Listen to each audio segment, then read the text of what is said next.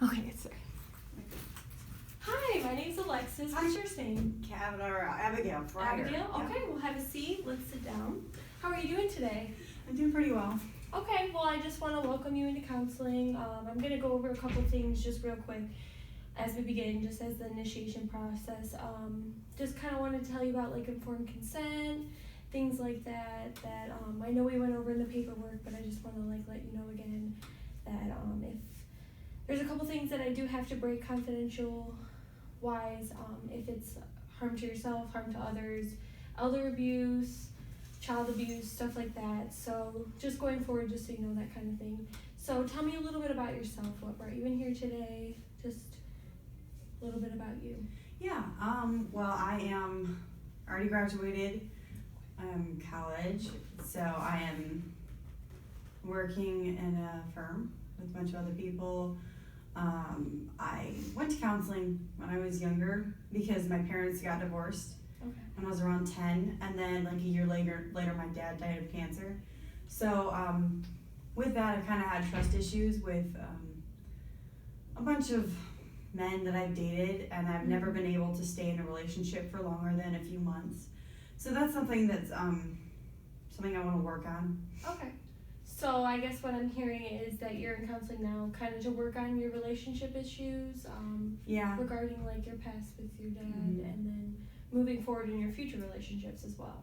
Yes. Is that correct? Okay. I have some, I don't want to say anger issues, but I get very frustrated, and when I get really angry, I have panic attacks, and that turns into like getting really panicky because I can't control things around me.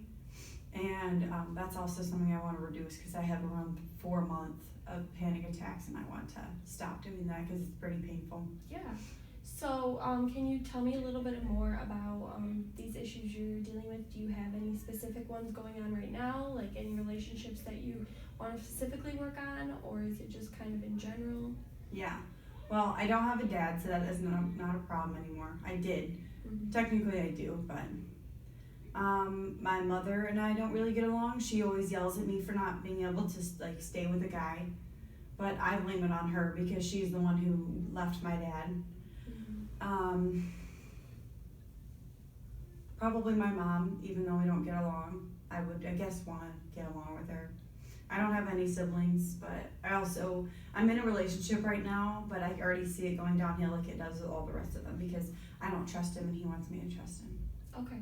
So I guess what I'm hearing is that this has happened in the past too, and it's kind of affected all of your relationships in a way. Yeah.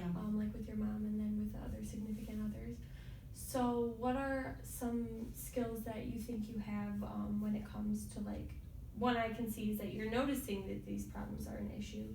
So what are like some other skills that you can see that you deal with your panic attacks when they do come on, or your anxiety? I don't really do anything, to be honest. I just let them happen and then I go about my day. Okay. But I do notice these things are a problem, which is why I wanted to go to therapy and get control and help for them. But I also don't know.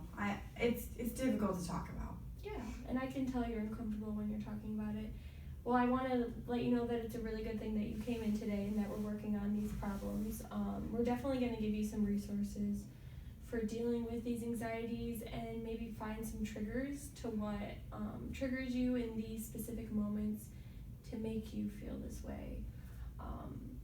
Is there any resources or any tools that you can think of that would help you in a way, like relaxation or anything that you've tried in the past in therapy that worked for you that we can stem off of?